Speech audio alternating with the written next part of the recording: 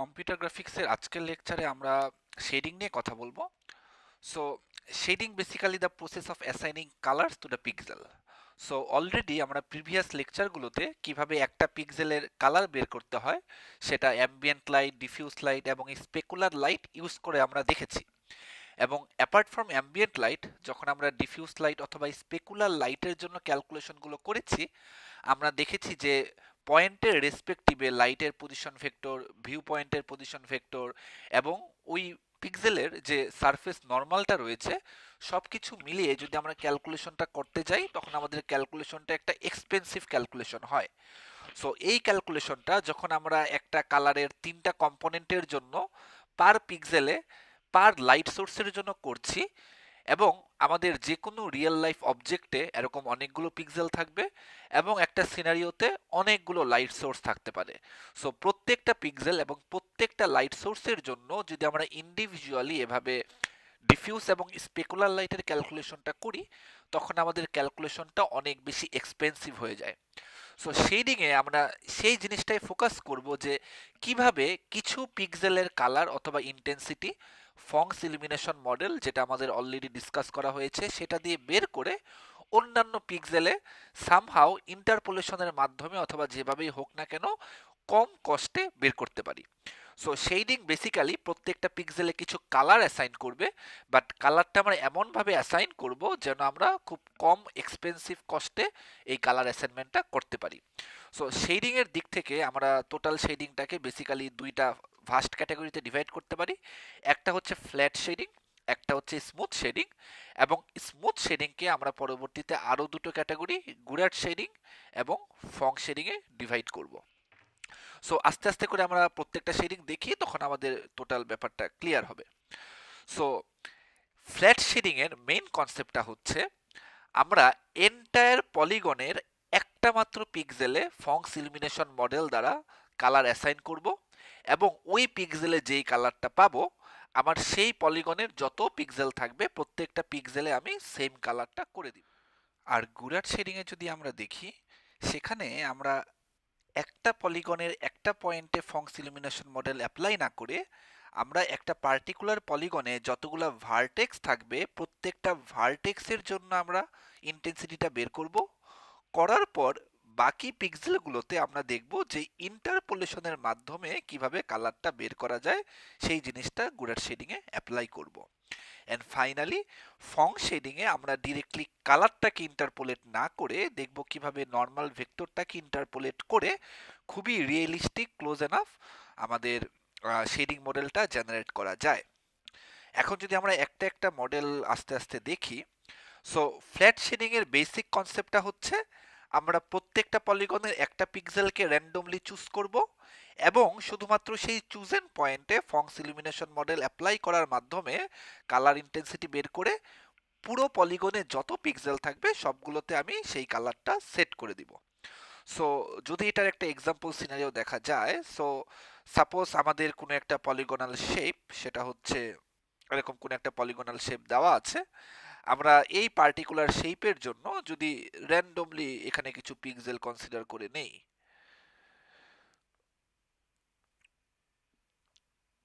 So মনে করি আমার কারেন্টলি এই গিভেন শেপের জন্য টোটাল 20টা পিক্সেল এখানে দেওয়া আছে। সো আমরা 20 পিক্সেলে ইন্ডিভিজুয়ালি ফংস ইলুমিনেশন মডেল অ্যাপ্লাই না করে র্যান্ডমলি, সাপোজ আমি এই পিক্সেলটা সিলেক্ট করলাম, এই পিক্সেলটা সিলেক্ট করার পর আমি ফংস ইলুমিনেশন অ্যাপ্লাই করে বুঝতে পারলাম যে এই পিক্সেলের কালার সাপোজ ব্লু হবে। রেস্ট অফ দ্য পিক্সেলে আমি আবার ফংস ইলুমিনেশন মডেল অ্যাপ্লাই না করে পুরো পলিগনটাকে এখন আমি ব্লু কালার করে দিব। সো এই ধরনের শেডিং অ্যাপ্রোচকেই আমরা বেসিক্যালি বলবো ফ্ল্যাট শেডিং।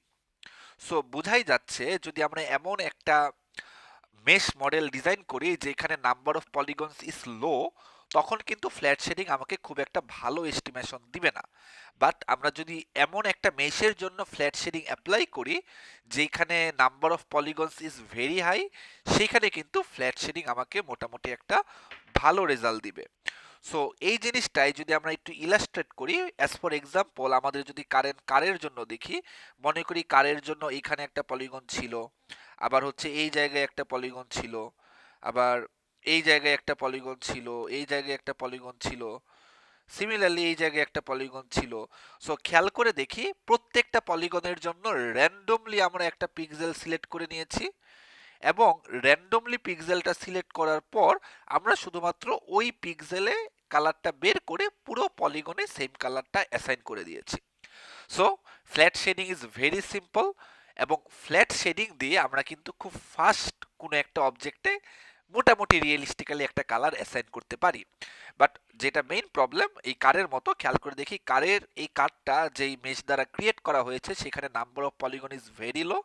সো যেই জিনিসটা দেখা যাচ্ছে মোটামুটি কিন্তু প্রত্যেকটা পলিগন ইন্ডিভিজুয়ালি তাদের এক্সিস্টেন্স ধরা যাচ্ছে এবং কারটাকে অতটাই স্মুথ মনে হচ্ছে না।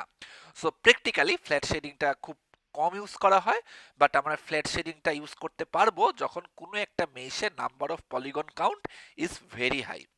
এবং ফ্ল্যাট শেডিং এ আমাদের কিন্তু এরকম তিনটা অ্যাজাম্পশন থাকে। তিনটা অ্যাজাম্পশন কি? একটা অ্যাজাম্পশন হচ্ছে লাইট সোর্স এট ইনফিনিটি। ফ্ল্যাট শেডিংটা অ্যাকচুয়ালি তখনই খুব ভালো রেজাল্ট দিবে যদি আমাদের অবজেক্টের সারফেস থেকে অ্যাকচুয়াল লাইট সোর্সটা অনেক বেশি দূরে থাকে এবং আইডিয়ালি ইনফাইনাইট ডিস্টেন্সে থাকে। বাট প্র্যাকটিক্যালি আমি যেই লাইট সোর্সের জন্য ইলুমিনেশনটা ক্যালকুলেট করব, অবভিয়াসলি অবজেক্টটা তার ইনফ্লুয়েন্স স্ফিয়ারের ভিতরে আছে, সো অবভিয়াসলি কখনো ইনফাইনাইট ডিস্টেন্সে নাই। বাট যদি ইনফাইনাইট ডিস্টেন্সে থাকতো তখন কিন্তু প্রত্যেকটা পিক্সেলে আমার সেম কালারই আসতো, কারণ তখন প্রত্যেকটা পিক্সেলের সাথে আমাদের লাইটের ভেক্টরটা এন ভেক্টরটার সাথে আমাদের এল ভেক্টরটার 0 ডিগ্রি অ্যাঙ্গেল থাকতো, এবং অলওয়েজ মোটামুটি আমি ধরতে পারতাম যে আমাদের প্রত্যেকটা পিক্সেলে সেম কালারই হবে। একইভাবে শুধু লাইট সোর্সটা ইনফিনিটি না, যদি ভিউয়ারও ইনফিনিটিতে থাকে তখন ইট ডাজেন্ট ম্যাটার আমার অ্যাঙ্গেলটা কত, অলওয়েজ আমাদের স্পেকুলার লাইটও আমাদের সেম ইন্টেন্সিটিতেই আসার কথা। আর আরেকটা জিনিস এখানে ভালো অ্যাজাম্পশন যেটা নেওয়া হয় সেটা হচ্ছে polygon represents the actual surface being modelled. তার মানে আমি যেই পলিগনটা দিয়ে অথবা যেই পলিগনের উপর শেডিং করছি, আমি যেই এই পলিগনটা যেই অবজেক্টের পার্ট, সেটা অ্যাকচুয়ালি ওই পার্টিকুলার অবজেক্টকে খুব ভালো মতো রিপ্রেজেন্ট করে। বাট নর্মালি যখন আমরা দেখব এই কারের জন্য যে নাম্বার অফ পলিগন কাউন্ট এখানে খুবই লো, এর জন্য যেই ব্যাপারটা হচ্ছে প্রত্যেকটা পলিগন কিন্তু ইন্ডিভিজুয়ালি কারের মেশকে খুব ভালো মতো রিপ্রেজেন্ট করে না। এই কারণে যদি আমরা এখানে ডিরেক্টলি ফ্ল্যাট শেডিং অ্যাপ্লাই করি তখন আমাদের খুব ভালো একটা রিয়েলিস্টিক ইমেজ জেনারেট হয় না। বাট সিম্পলি ফ্ল্যাট শেডিং এর basic idea, we choose a random pixel form a polygon and we only apply Fonk's illumination model to that random pixel, and after I find the color at that random pixel আমি প্রত্যেকটা পিক্সেলে same কালারটাই assign করে দিই। So basically this is the concept of flat shading. এখন আমরা যদি smooth shading এ যাই, smooth shading এ আমি বেসিক্যালি কালার মাত্র একবার বের করি না, আমি এখানে প্রত্যেকটা পিক্সেলের জন্য ইন্ডিভিজুয়ালি কালার বের করব। বাট প্রত্যেকটা পিক্সেলে ইন্ডিভিজুয়ালি কালার বের করার সময় এখন আর প্রত্যেকটা পিক্সেলে গিয়ে আমি ফংস ইলুমিনেশন মডেল অ্যাপ্লাই করব না, আমি রেদার কিছু পিক্সেলে ফংস ইলুমিনেশন মডেল অ্যাপ্লাই করে আমি বাকি পিক্সেলগুলোতে ইন্টারপোলেশনের মাধ্যমে অ্যাকচুয়ালি তাদের কালার কি সেটা বের করার চেষ্টা করব। সো এই জিনিসটা এখানে বেসিক্যালি বলা যে আমাদের স্মুথ শেডিং এর জন্য এটা একটা better approximation of the real surface, কারণ আমি একটা সারফেসকে পুরোপুরি ফ্ল্যাট না ধরে এখন কিন্তু ইন্টারপোলেশন করে কালারগুলো বের করছি, এবং প্রত্যেকটা পয়েন্টের কালারই যেহেতু আমি ইন্টারপোলেশন করে বের করছি মোটামুটি এস্টিমেট করা যায় যে রিয়েলিস্টিক্যালি যেমন কালার আসার কথা আমরা মোটামুটি সেরকম কালারই পাবো। সো স্মুথ শেডিংও মোটামুটি দুইটা ভাগে ভাগ করা যায়, একটা হচ্ছে গুরাট শেডিং, একটা হচ্ছে ফং শেডিং। এগেইন এই ফং শেডিংটা কিন্তু আমাদের ফং লাইটিং অথবা ইলুমিনেশন মডেলের না, এটা একটা ডিফারেন্ট ফং শেডিং।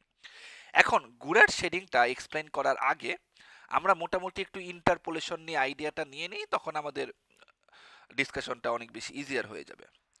সো সাপোজ আমার কাছে এরকম কোনো একটা লাইন দেওয়া আছে, লাইনের জন্য এই ভার্টেক্সটা ধরে নেই এ, এই ভার্টেক্সটা ধরে নেই বি। মনে করি ভার্টেক্স এ তে কোনো একটা ভ্যালু দেওয়া আছে 50 এবং ভার্টেক্স বি তে কোনো একটা ভ্যালু দেওয়া আছে 70, এবং ইন্টারেস্টিংলি আমার এ এবং বি এর মাঝখানে যে ডিস্টেন্সটা, সাপোজ সেই ডিস্টেন্সটা দেওয়া আছে 100। এখন যদি আমাকে বলা হয় যে এ পয়েন্ট থেকে 30 মিটার দূরে যে আমি সি পয়েন্টটা পাবো, এই সি পয়েন্টটার ভ্যালু কত হওয়া উচিত যদি আমি লিনিয়ারলি পুরো জিনিসটাকে ইন্টারপোলেট করি। সো যেই জিনিসটা হওয়া উচিত, আমি যদি 50 থেকে টোটাল ভিজিটটা শুরু করি, আমার সি পয়েন্টের ভ্যালুটা হওয়া উচিত আমি 50 প্লাস আমাদের এ পয়েন্ট থেকে যদি আমি টোটাল বি পয়েন্টে মুভ করতাম, তখন আমার বেসিক্যালি এর সাথে 20 যোগ করলে 70 আসতো। সো 20টা আমি কিভাবে পাচ্ছি, 70 মাইনাস 50 করে পাচ্ছি। এখন যদি আমি এ থেকে টোটাল 100 মিটার ডিস্টেন্সই মুভ করতাম, তখন কিন্তু আলটিমেটলি গিয়ে আমি বি এর কালার 70টা পেতাম। বাট আমি কি 100 মিটার ডিস্টেন্সে মুভ করেছি? আনসার ইজ নো, আমি মুভ করেছি 30 মিটার। সো বেসিক্যালি যেই জিনিসটা করা যায়, আমি টোটাল ডিস্টেন্সের কতটুকু মুভ করেছি তার একটা রেশিও ক্যালকুলেট করা যায়। সো যদি আমি 100 মিটারই মুভ করতাম, তখন আমি বেসিক্যালি 50-র সাথে 20 যোগ করতাম। বাট এখন যেহেতু আমি 100 মিটার মুভ না করে 1/3 ডিস্টেন্স মুভ করেছি, সো বেসিক্যালি আমি সেই রেশিওতে এই ভ্যালুটা অ্যাড করেছি। সো আলটিমেটলি এই আনসারটা যেটা আসবে সেটাই কিন্তু বেসিক্যালি সি এর ভ্যালু হওয়া উচিত, যে 20 into 30 divided by 100, and ultimately যেই ভ্যালুটা আসবে সেটাই বেসিক্যালি আমাদের সি এর ভ্যালু দিবে। সো বেসিক্যালি এই ভ্যালুটা আসবে হচ্ছে আমার 3 ইন্টু 2 6, বেসিক্যালি আমার ভ্যালুটা আসবে 56। সো আমি সি এর ভ্যালুটা পেয়ে গেলাম কিন্তু 56। সেম ভ্যালুটা আমি কি বি থেকেও বের করতে পারতাম। বি থেকে আমি কিভাবে বের করতে পারতাম? বি থেকে কিন্তু সি এর ডিস্টেন্স হচ্ছে 70 মিটার। এ থেকে যদি সি এর ডিস্টেন্স 30 মিটার হয় এবং এ বি এর মাঝখানে টোটাল ডিস্টেন্স যদি 100 মিটার হয়, তখন বি থেকেও ডিস্টেন্স হয় 70 মিটার। সো আমি সেম ক্যালকুলেশনটা, সি এর সেম ক্যালকুলেশনটা বিটাকে বেস ধরেও করতে পারি। সো বি এর কালার হচ্ছে 70, এই 70 থেকে আমি আসতেছি 50-র দিকে। সো বেসিক্যালি আমার কাছে যেই জিনিসটা যোগ করা উচিত সেটা হচ্ছে 50 মাইনাস 70।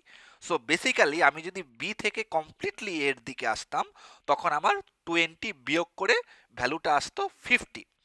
বাট আমি কি সি থেকে পুরোপুরি, মানে বি থেকে পুরোপুরি এর দিকে এসেছি? আনসার ইজ নো, আমি একটা ফ্র্যাকশনাল ভ্যালু এসেছি। কতটুকু ফ্র্যাকশনাল ভ্যালু এসেছি? আমার বি থেকে এর দিকে টোটাল ডিস্টেন্স যাওয়া যেত 100, বাট আমি 100 ডিস্টেন্স মুভ করি নাই, আমি হচ্ছে 70 ডিস্টেন্স মুভ করেছি।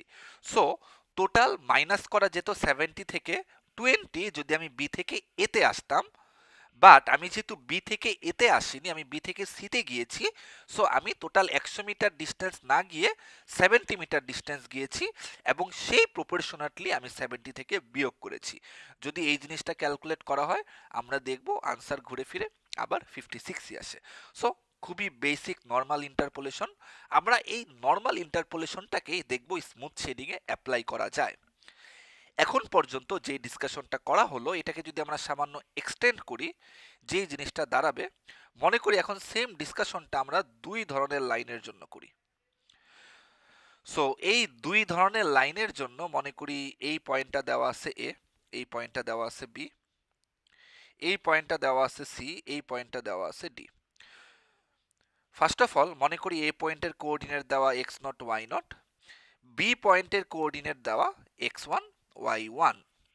একইভাবে বি পয়েন্টের যেই ভ্যালু সেটা সাপোজ দেওয়া ভিবি, এ পয়েন্টের যেই ভ্যালু সেটা সাপোজ দেওয়া ভিএ। মাঝখানে আমাদের নতুন একটা পয়েন্ট সাপোজ সি দেওয়া, যার কোঅর্ডিনেট বেসিক্যালি দেওয়া আছে x2 y2।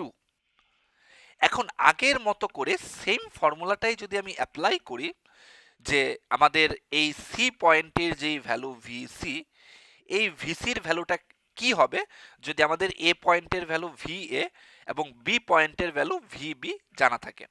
সো আগের মতোই যদি অ্যাপ্লাই করি, যদি আমি ক্যালকুলেশনটা এ থেকে শুরু করি, তখন আমার ভিসি এর ভ্যালু যেই জিনিসটা দেওয়া যায়, ভিসি এর ভ্যালুটা হবে ভি এর value plus VB minus V এর ভ্যালু ইনটু আমার ডিভাইডেড বাই এ থেকে বি এর টোটাল ডিস্টেন্সটাকে যদি আমি D of A comma B ধরি, সেটাকে আমি এই জিনিসটাকে ভাগ করব কোত্থেকে, সেটা হচ্ছে এ থেকে সি এর টোটাল ডিস্টেন্স, কারণ আমি এ থেকে তো বি টোটাল মুভ করি না, আমি এ থেকে সি মুভ করেছি। So distance of A comma C. So same ফর্মুলাটা দিয়ে অ্যাপ্লাই করা যাবে। এখন আমাকে যদি ডিস্টেন্স অফ এ বি বের করতে বলে, আমাকে যেহেতু দুইটা কোঅর্ডিনেট জানা আছে, সো আমি এ বির ভিতরে কার্টেশিয়ান ডিস্টেন্স বেসিক্যালি বের করতে পারবো x1 minus X naught whole square plus y1 minus Y naught whole square. একইভাবে এ এবং সি এর ভিতরে আমি ডিস্টেন্সটা বের করতে পারবো x2 minus X naught whole square plus y2 minus Y naught whole square. So যদি আমরা বেসিক্যালি এই ডিএবি এবং ডিএসির ভ্যালু এখানে বসিয়ে দেই, আমাদের আগের ইন্টারপোলেশন অনুযায়ী কিন্তু ভিসি এর ভ্যালুটাও চলে আসবে। সেম জিনিসটাকে আমরা যদি একটু ঘুরিয়ে লিখি, চাইলে আমরা বি থেকেও ক্যালকুলেশনটা করতে পারি এই সি পয়েন্টের ভ্যালুটা বের করার জন্য। কিভাবে ক্যালকুলেট করতে পারি? এগেইন আমি যদি এই সি পয়েন্টের ভ্যালু ক্যালকুলেট করতে চাই, যেখানে বি পয়েন্টের ভ্যালু থেকে আমি জার্নিটা শুরু করছি, তখন আমার টোটাল ভ্যালুটা যেই জিনিসটা করা যায়, ভি বির সাথে V A minus V V total difference এতটুকু যোগ করা যাবে। বাট যদি আমি বি থেকে এ পর্যন্ত যেতাম, তাহলে আমি টোটাল এই ডিস্টেন্সটা যোগ করতাম। বাট আমি তো টোটাল এই ডিস্টেন্সটা যাই নাই, আমি বি থেকে এ ডিস্টেন্সটা না গিয়ে আমি গিয়েছি বি থেকে সি পরিমাণ ডিস্টেন্স। সো আগের মতো করে যদি আমি কার্তেশিয়ান ফর্মুলাটা বসিয়ে দিই ডিবিসি আর ডিবি এর জন্য, তখন আমার কিন্তু এই ভ্যালু অফ বিটাকে বেস ধরেও আমি সি পয়েন্টের সেম ভ্যালুটাই ক্যালকুলেশন করতে পারি। এতক্ষণ পর্যন্ত যেই ফর্মুলাগুলো দেখানো হয়েছিল, এটা কিন্তু একটু আগে যে এক্সাম্পলটা দেখালাম তারই একটা জাস্ট ফর্মুলেশন, রাইট? এখন এই জিনিসটাকে যদি আমরা সামান্য একটু সিম্পলিফাই করি, কেন আমাদের সিম্পলিফাইটা করা দরকার? আমরা চাই যে কম্পিউটার গ্রাফিক্সে সবকিছু খুব লিস্ট টাইমে করার জন্য। সো এই জিনিসটাকে যদি একটু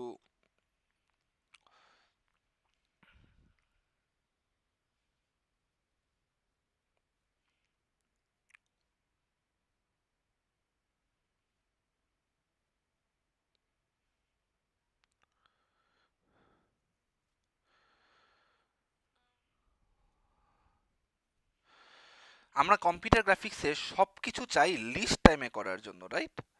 এখন সবকিছু যদি লিস্ট টাইমে করতে চাই, যেই প্রবলেমটা আমরা এখানে ফেস করব সেটা হচ্ছে আমাদের এই ডিএসি এবং এই ডিএবি এই দুইটা ভ্যালু যদি আমরা বের করতে চাই, আমাদের কিন্তু একটা বড় এরকম ক্যালকুলেশন করতে হচ্ছে। এবং এই ক্যালকুলেশনটা আমরা কিন্তু প্রত্যেকটা পিক্সেলের জন্য করব। প্রত্যেকটা পিক্সেল একটা সার্টেন রেজলিউশনের জন্য কাউন্টটা হিউজ নাম্বার আসে, এবং স্ক্রিনটা যতবার রিফ্রেশ হয় প্রত্যেকবারই কিন্তু আমার এই সেম ক্যালকুলেশনটা করতে হবে।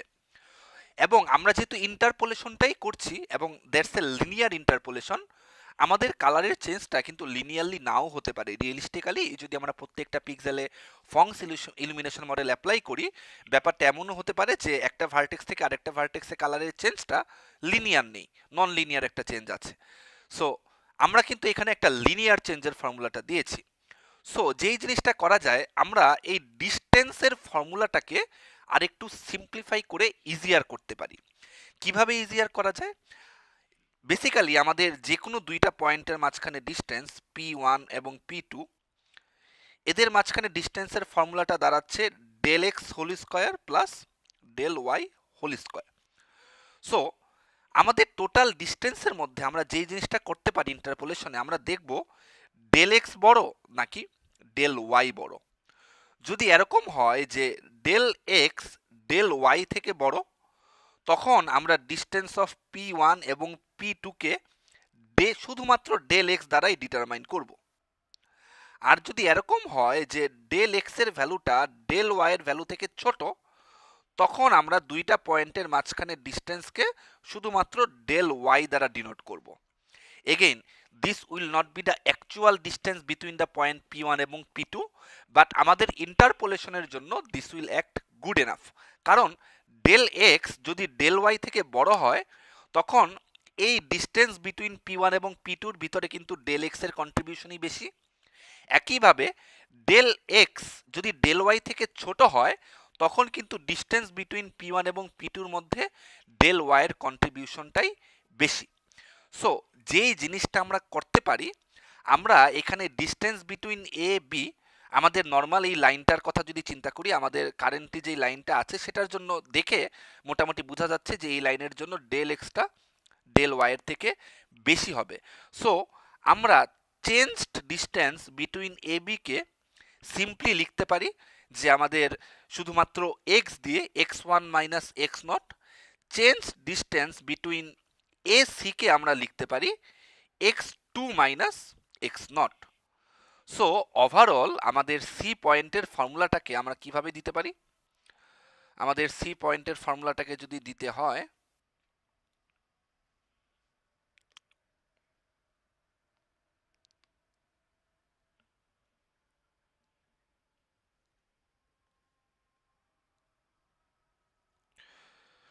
সো যেই জিনিসটা এখন করা যাচ্ছে, যদি আমি এ পয়েন্টটাকে বেস ধরি তখন আমি সি পয়েন্টার ফর্মুলা দিতে পারি V A plus V B minus V A, এবং আমি যেহেতু ডিস্টেন্সের রেশিওটা নিচ্ছি এবং কারেন্টলি আমার লাইনের জন্য দেখে বোঝা যাচ্ছে ডেল এক্স এর ভ্যালুটা ডেল ওয়াই এর ভ্যালু থেকে বড়। অ্যাকচুয়ালি যখন আমাদের কোঅর্ডিনেটটা দেওয়া থাকবে তখন আমি কিন্তু বিয়োগ করেও বুঝতে পারবো, বাট নর্মালি গ্রাফিক্যালিও বোঝা যাচ্ছে ডেল এক্স এর ভ্যালুটা ডেল ওয়াই থেকে বড়।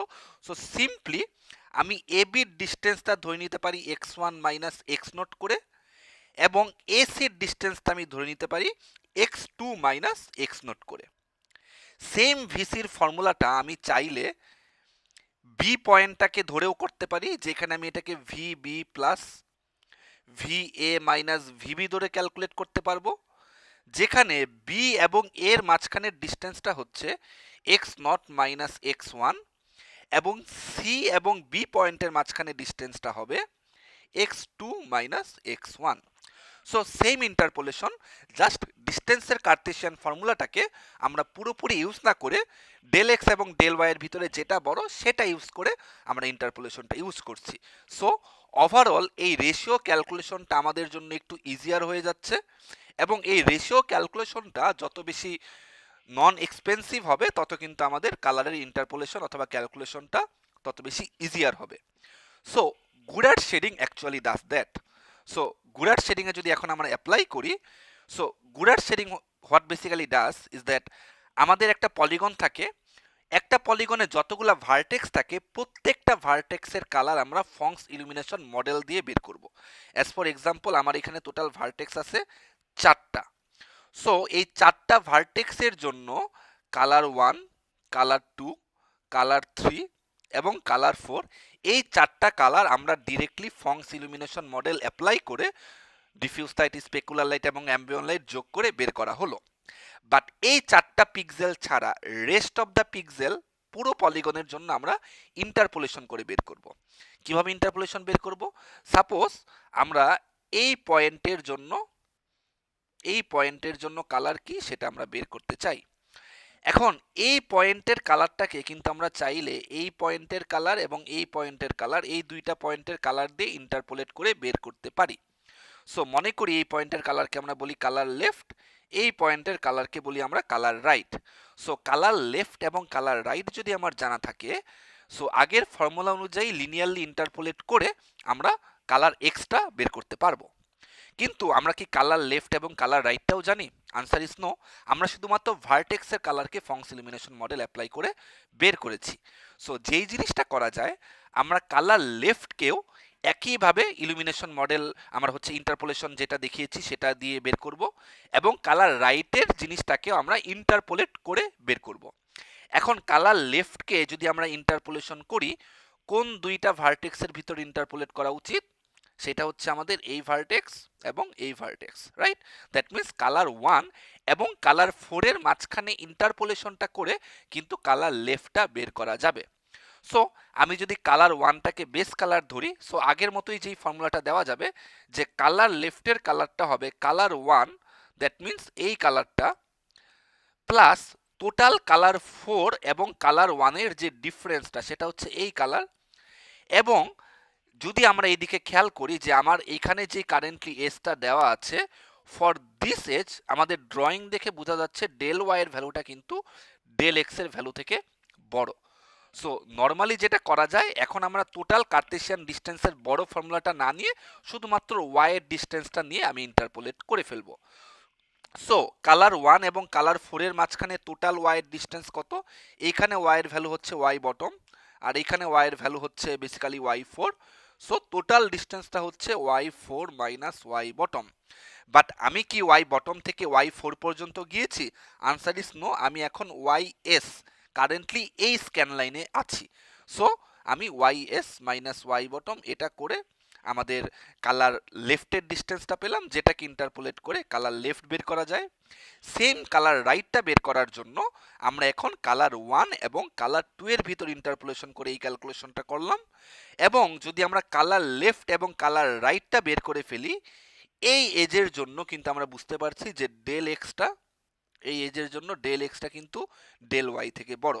সো এখন ওয়াই এর ভিতর ইন্টারপোলেট না করে সেম জিনিসটা আমরা এক্স এর ভিতর ইন্টারপোলেশন করে কালার এক্সটা বের করছি। সো গুড়ার শেডিং বেসিক্যালি আরবিট্রারিলি যে কোনো শেপের জন্য যদি আমরা কালার বের করতে চাই সেইভাবে দুইটা এজ পয়েন্টের কালার ভার্টেক্স থেকে ইন্টারপোলেট করে বের করে এরপর দুইটা এজ পয়েন্টের উপর ইন্টারপোলেট করে আমি মাঝখানের কোনো একটা পয়েন্টের কালার বের করতে পারবো। এক্সাম্পল হিসেবে যদি আরো কিছু কমপ্লিকেটেড শেপ নেওয়া হয়, অ্যাজ ফর এক্সাম্পল মনে করি আমি এই শেপের জন্য কালারটা বের করতে চাচ্ছি, যেখানে প্রত্যেকটা ভার্টেক্সের ইনফরমেশন সাপোজ আমাকে দেওয়া। সো প্রত্যেকটা ভার্টেক্স আমি এখানে দেখাবো না। সাপোজ এখানে এই ভার্টেক্সটার কোঅর্ডিনেট x1 y1 জানা, এখানে এই ভার্টেক্সটার কোঅর্ডিনেট x2 y2 জানা, এবং এই ভার্টেক্সটার কোঅর্ডিনেট x3 y3 জানা।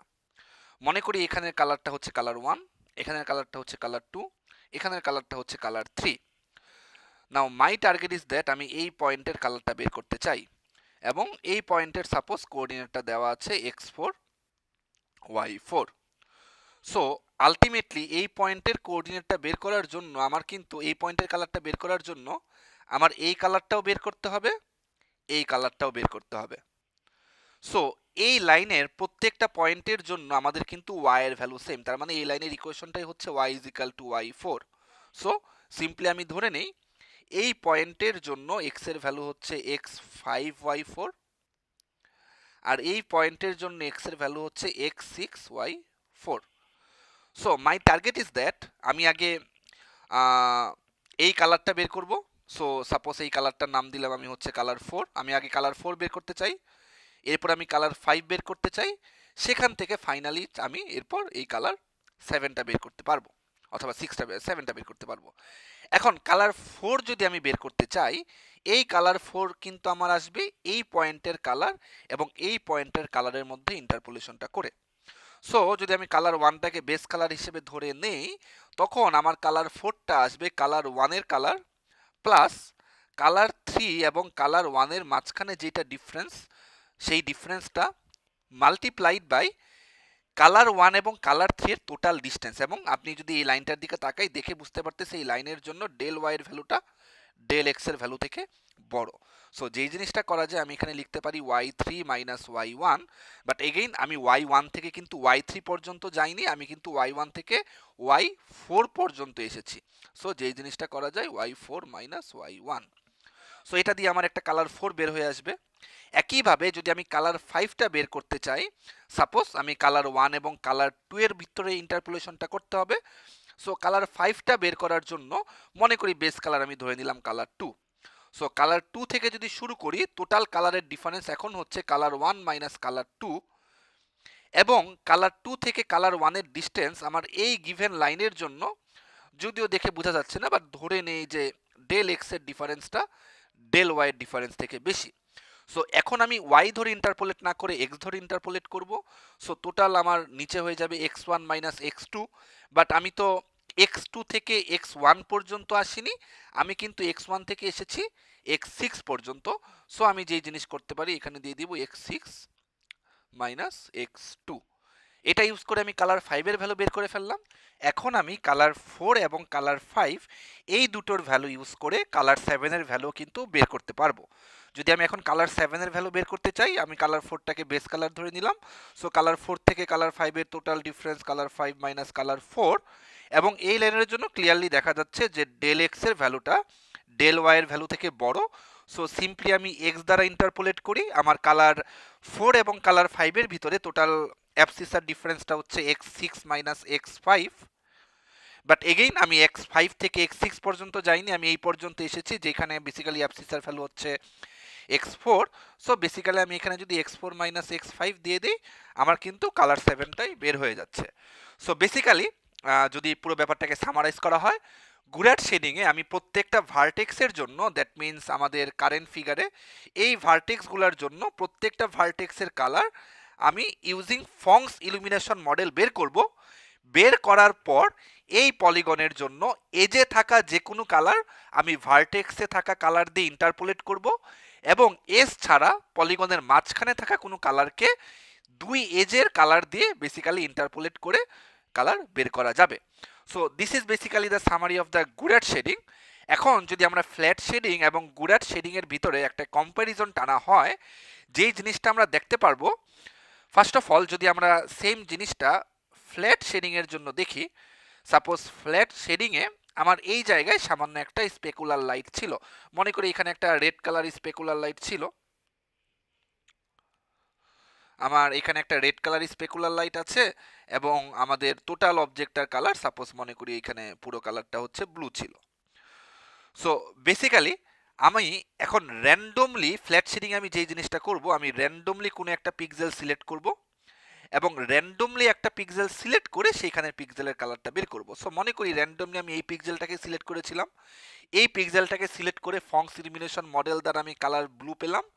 সো কালার ব্লুটা পাওয়ার পর আমার যেই জিনিসটা হবে, যখন আমি সেম ফিগারটাকে কালার করতে যাব, আমি কিন্তু ব্লু কালারটা দিয়ে পুরো ফিগারটাকে সিম্পলি কালার করে ফেলবো। সো আমার কাছে কিন্তু মাঝখানে যে এই স্পট লাইটটা ছিল, এই স্পট লাইটটা কিন্তু বেসিক্যালি হারিয়ে গেল, রাইট? বাট আরও ইন্টারেস্টিংলি যে জিনিসটা দেখা যাবে, যদি আমি র্যান্ডমলি ব্লু পিক্সেলটাকে সিলেক্ট না করে স্পটলাইটের পিক্সেলটাকে সিলেক্ট করতাম, তখন যেই জিনিসটা হতো, আমি র্যান্ডমলি এটাকে সিলেক্ট করে দেখতাম যে এই কালারটা হচ্ছে রেড। সো যখন আমি এইখান থেকে টোটাল জিনিসটাকে কালার করতে যেতাম, আমি পুরো অবজেক্টটাকে ক্রিয়েট করার পর বেসিক্যালি দেখা যেত এখন আমি পুরো অবজেক্টটাকে রেড কালার করে দিতাম, রাইট? কজ আমি একটা পিক্সেলের কালার সেট করে ফ্ল্যাট শেডিংয়ে পুরো পলিগনে ওই কালারটা করে দিই। সো বেসিক্যালি র্যান্ডম পিক্সেলটা কখনো আমাদের স্পেকুলার লাইটের ভিতর পড়লে পুরো পলিগনটাই স্পেকুলার লাইট হয়ে যাবে, which is a very bad choice. আবার যদি স্পেকুলার লাইট ছাড়া অন্যান্য কালারে পড়ে, তখন পুরো পলিগনের মধ্যে কিন্তু কোনো স্পেকুলার লাইট আর থাকবে না। কিন্তু গুরাট শেডিংয়ে কিন্তু বেসিক্যালি এই প্রবলেমটা থাকবে না। যদি গুরাট শেডিংয়ের কথা চিন্তা করি আমরা, তখন কারেন্টলি ফর গুরাট শেডিং আমি যদি সেম টাইপের পলিগনটাকেই কনসিডারেশনে নিয়ে আসি, মনে করি এই পার্টিকুলার পলিগনের জন্য মাঝখানে কোনো, মানে এই কর্নারে কোনো একটা স্পেকুলার লাইট আছে। সো মনে করি যে এই স্পেকুলার লাইটের জন্য এতটুকুর কালার হচ্ছে red, rest of the colour এখানে মনে করি এগুলো হচ্ছে ব্লু কালার। সো আলটিমেটলি এখন যদি আমি এখানে গুরাট শেডিং বেসিক্যালি অ্যাপ্লাই করা হয়, আমি এখানে রেড কালার দেখব, এখানে আমি হচ্ছে ব্লু কালার দেখব, তাদের মাঝখানে যখন ইন্টারপোলেশন হবে, কালারটা কিন্তু আস্তে আস্তে রেড থেকে ব্লু এর দিকে যাবে, এই দিকেও আস্তে আস্তে রেড থেকে ব্লু এর দিকে যাবে। সো এই কালারটা কিন্তু আমাদের গুরাট শেডিং এ ধরা পড়বে, যেটা ফ্ল্যাট শেডিং এ ধরা পড়তো না। এখন কিন্তু গুরাট শেডিং এ কোনো একটা ভার্টেক্সে যদি স্পটলাইট অথবা স্পেকুলার লাইট থাকে, সেটাকে কিন্তু গুরাট শেডিং খুব ভালো মতো ক্যাপচার করতে পারে। এবং প্র্যাকটিক্যালি মোস্ট অফ দ্য কেসে আমরা দেখতে পারবো যে মোস্ট অফ দ্য কেসে আমাদের স্পেকুলার অথবা স্পটলাইটগুলো এজে অথবা ভার্টেক্সেই থাকে। বাট গুরাট শেডিং যেই জিনিসটা পারবে না, যেটা হচ্ছে মেইন প্রবলেম, মনে করি ভার্টেক্সে কোনো একটা স্পটলাইট না থেকে এই মাঝামাঝি কোনো একটা স্পটলাইট থাকবে। সো বেসিক্যালি যদি আমি এখানে একটা কালার 1 পাই গ্রে কালার, এখানে যদি কালার 2 পাই গ্রে কালার, এখানেও যদি কালার 3 পাই একটা যে কোনো গ্রে কালার, আমি কিন্তু এদের মাঝখানে ইন্টারপোলেট করে যখন বাকি কালারগুলো বের করব, এই কালারটা কিন্তু গুরাট শেডিং কখনোই আর ক্যাপচার করতে পারবে না। কজ আমি যেহেতু ইন্টারপোলেশন করছি, এবং ইন্টারপোলেশন করার কারণে ভার্টেক্সে যেহেতু স্পটলাইটটা ছিল না, গুরাট শেডিং কখনোই এই স্পটলাইটটা ক্যাপচার করতে পারবে না। So in summary, flat shading তো আমাদের একটা পার্টিকুলার পলিগনের ডিফারেন্ট কালার দিতেই পারে না। ফ্ল্যাট শেডিং মানে হচ্ছে একটা পলিগন মানে একটা কালারই থাকবে। গুরাট শেডিং একটা পলিগনে ডিফারেন্ট ডিফারেন্ট কালার করতে পারে, যেখানে আমরা ভার্টেক্স থেকে ইন্টারপোলেট করে কোনো কালার পেতে পারি, এবং যদি ভার্টেক্সে কোনো স্পটলাইট অথবা স্পেকুলার লাইট থাকে, গুরাট শেডিং সেটাকে খুব ভালো মতোই ক্যাপচার করতে পারে। বাট ভার্টেক্স ছাড়া যদি পলিগনের মাঝে স্পটলাইটটা থাকে অথবা এজে স্পটলাইটটা থাকে, তখন কিন্তু গুরাট শেডিং সেই স্পট অথবা স্পেকুলার লাইটটাকে ঠিকমতো ক্যাপচার করতে পারে না।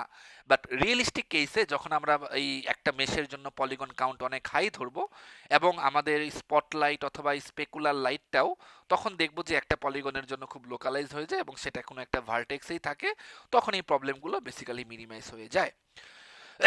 বাট গুরাট শেডিং থেকেও আরও একটা ভালো এবং এক্সাক্ট শেডিং হচ্ছে ফং শেডিং। সো ফং শেডিংয়ে যেটা হয়, আমরা ফংস ইলুমিনেশন মডেল দেখেছি, আমরা যদি ডিফিউজ লাইট ক্যালকুলেট করতে চাই তখন আমাদের কিন্তু L dot N, that means পয়েন্টের রেসপেক্টিভে লাইটের পজিশন ভেক্টর এবং পয়েন্টের নর্মাল ভেক্টর, এই দুইটার মাল্টিপ্লিকেশন করা লাগে, এবং স্পেকুলার লাইটের জন্য কিন্তু আমার আর ডট ভি, এই দুইটা দ্যাট মিনস রিফ্লেক্টেড রে এবং হচ্ছে ভিউ ভেক্টর, এই দুইটার মাল্টিপ্লিকেশন করতে হয়, মানে ডট প্রোডাক্ট করতে হয়, এবং এই সারফেস নাম্বার এনটা কিন্তু আমার আর বের করার সময়ও কাজে লাগে। সো আমরা ডিফিউজ লাইটের লেকচারে দেখেছি যে প্রত্যেকটা সারফেসে থাকা প্রত্যেকটা পয়েন্টের নর্মাল বের করা এটা কিন্তু টেডিয়াস একটা টাস্ক। যদি একটা প্লেন অলওয়েজ আমার প্লেন সারফেস হয় অথবা স্ফেরিক্যাল সারফেস হয়, তখন আমাদের বের করাটা easier, but normally other than that আমাদের কিন্তু প্রত্যেকটা পয়েন্টের নর্মাল বের করাটা খুব টেডিয়াস একটা টাস্ক। সো যেই জিনিসটা করা যায় ফংস শেডিংয়ে, প্রত্যেকটা ভার্টেক্সের নর্মাল আমরা অ্যাপ্রোপ্রিয়েটলি ম্যাথমেটিক্স ইউজ করে বের করব। এরপর গুরাট শেডিংয়ে আমরা যেভাবে কালার ইন্টারপোলেট করি, আমাদের ফংস শেডিংয়ে আমরা সেইভাবে প্রত্যেকটা নর্মালকে ইন্টারপোলেট করব। সো মনে করি আমাদের এম ওয়ানের জন্য একটার ভ্যালু হচ্ছে এ আই প্লাস বিজে প্লাস সিকে। একইভাবে মনে করি আমাদের এম ওয়ানের পর আমাদের এম টু এর যে ভেক্টরটা আছে সেটা মনে করি আমাদের হচ্ছে ডিআই প্লাস ইজে প্লাস এফ কে। সো আমরা এখানে ডিফারেন্ট কম্পোনেন্টের ভিতরে যদি ইন্টারপোলেশন করি, মাঝে থাকা কোনো একটা নর্মালও কিন্তু আমরা বের করতে পারবো। সো প্রত্যেকটা পয়েন্টে এইভাবে ইন্টারপোলেশনের মাধ্যমে নর্মালটা বের করার পর ওই নর্মালটা ইউজ করে এখন আমি প্রত্যেকটা পয়েন্টে ইন্ডিভিজুয়ালি ফংস ইলুমিনেশন মডেল অ্যাপ্লাই করব। সো মেইন জিনিসটা হচ্ছে এটা আমাদের মানে ফং শেডিং, এটা আমাকে খুব ভালো মতো একদম রিয়েলিস্টিক্যালি কালারটাই আমাকে দিবে, এবং ফং শেডিং দ্বারা আমাদের যদি মাঝখানেও কোনো একটা স্পেকুলার লাইট থাকে, আমি কিন্তু এই লাইটটাকেও ক্যাপচার করতে পারবো। কারণ একটা জিনিস মাথায় রাখি, ফং শেডিংয়ে কিন্তু আমি কালারকে ইন্টারপোলেশন করছি না, আমি কিন্তু নর্মাল ভেক্টরকে ইন্টারপোলেশন করছি। সো প্রত্যেকটা পয়েন্টে যেহেতু আবার নতুন করে ফংস ইলুমিনেশন মডেল অ্যাপ্লাই করাই হবে, সো মাঝে থাকুক অথবা সাইডে থাকুক যে কোনো স্পেকুলার লাইটকেই কিন্তু ফং শেডিং ক্যাপচার করতে পারে। ফং শেডিং আমাকে কি অ্যাডভান্টেজটা দিচ্ছে, যে প্রত্যেকটা পয়েন্টে এখন আমাকে ইন্ডিভিজুয়ালি নর্মালটা আর বের করতে হবে না, আমি ভার্টেক্সের নর্মাল জানা থাকলে সেখান থেকে ইন্টারপোলেট করে বাকি নর্মালগুলোও বের করতে পারি। সো ফং শেডিং বেসিক্যালি আমাদেরকে খুবই রিয়েলিস্টিক একটা ইমেজ দেয়, বাট বুঝতে পারছি যে গুরাট শেডিংয়ে আমরা টাইম কমপ্লেক্সিটিটাকে যতটুকু কমিয়ে নিয়ে এসেছিলাম, ফং শেডিংয়ে টাইম কমপ্লেক্সিটি কিন্তু আরও বেশি বেড়ে গেল। কারণ গুরাট শেডিংয়ে 4টা ভার্টেক্সের জন্য আমরা মাত্র 4বার ফংস ইলুমিনেশন মডেল অ্যাপ্লাই করে বাকিগুলো ইন্টারপোলেশন দিয়ে বের করতাম। বাট ফং শেডিংয়ে আমাদের প্রত্যেকটা পিক্সেল, দ্যাট মিনস যদি এন সংখ্যক পিক্সেল থাকে, এন বারই কিন্তু ফংস ইলুমিনেশন মডেল অ্যাপ্লাই করতে হচ্ছে। বাট এটার অ্যাডভান্টেজটা হচ্ছে যে স্পেকুলার লাইট যেখানেই থাকুক না কেন আমি ক্যাপচার করতে পারবো। সো ইন সামারি, আমার এখানে যে স্পটলাইটটা আছে সেটা আমাদের ফ্ল্যাট শেডিং তো ক্যাপচার করতে পারবেই না, গুরাট শেডিংও ক্যাপচার করতে পারবে না, এটা শুধুমাত্র ফং শেডিং ক্যাপচার করতে পারবে। এইখানে যে স্পেকুলার লাইটটা আছে সেইটা কিন্তু আমাদের ফ্ল্যাট শেডিং ক্যাপচার করতে না পারলেও গুরাট শেডিং ক্যাপচার করতে পারবে, আর ফং শেডিং তো ক্যাপচার করতে পারবেই। আর এইখানে যে স্পটলাইটটা আছে এইটা কিন্তু আমাদের ফং শেডিং শুধুমাত্র ক্যাপচার করতে পারবে, বাট গুরাট শেডিং কিন্তু ক্যাপচার করতে পারবে না। আর এখানে যেমন এখানে একটা ডার্ক ব্লু কালার আছে, এখানে একটা লাইট ব্লু কালার আছে, এখানে নর্মাল ব্লু কালার, এখানে নর্মাল ব্লু কালার, এই শেডিংটা কিন্তু ফং শেডিংও যেভাবে পারবে গুরাট শেডিংও কিন্তু সেম ওয়েতেই পারবে। সো ইন সামারি, সবচেয়ে কমন শেডিং অ্যাপ্রোচ আমাদের হচ্ছে গুডাট শেডিং, এবং মোস্টলি এই শেডিংটাই সবচেয়ে বেশি ইউজ করা হয়। আদার দেন দ্যাট ফ্ল্যাট শেডিং, এটা টাইম কমপ্লেক্সিটি অনেক কমে যায়, বাট আমরা ফ্ল্যাট শেডিংটাকে খুব ফাস্টার, দ্যাট মিনস একটা পলিগনের জন্য মাত্র একবার ক্যালকুলেশন করতে হয়, টোটাল অপারেশনটা very fast. So number of polygon অনেক বেশি হলে flat shading is completely okay, but number of polygon যদি অনেক কম হয় তখন বেটার গুডার শেডিং করা, আর খুবই রিয়েলিস্টিক কালারিং চাইলে আমরা তখন ফং শেডিংয়ে মুভ অন করতে পারি। আজকের লেকচারে ইভেন আগের যে লাইটিং মডেলটা পড়ানো হয়েছিল সব কিছুর জন্য আপনি এই রেফারেন্স বইয়ের এই সেকশনগুলো যদি পড়েন আমরা হচ্ছে সিলেবাসে সব কিছু কভার করতে পারবো। সো আজকের লেকচার ভিডিও এখানেই শেষ করছি। এটা দিয়ে আমাদের হচ্ছে কালার মডেল, লাইটিং মডেল এবং শেডিংয়ের এই টোটাল কমপ্লিশনটা টানা হলো।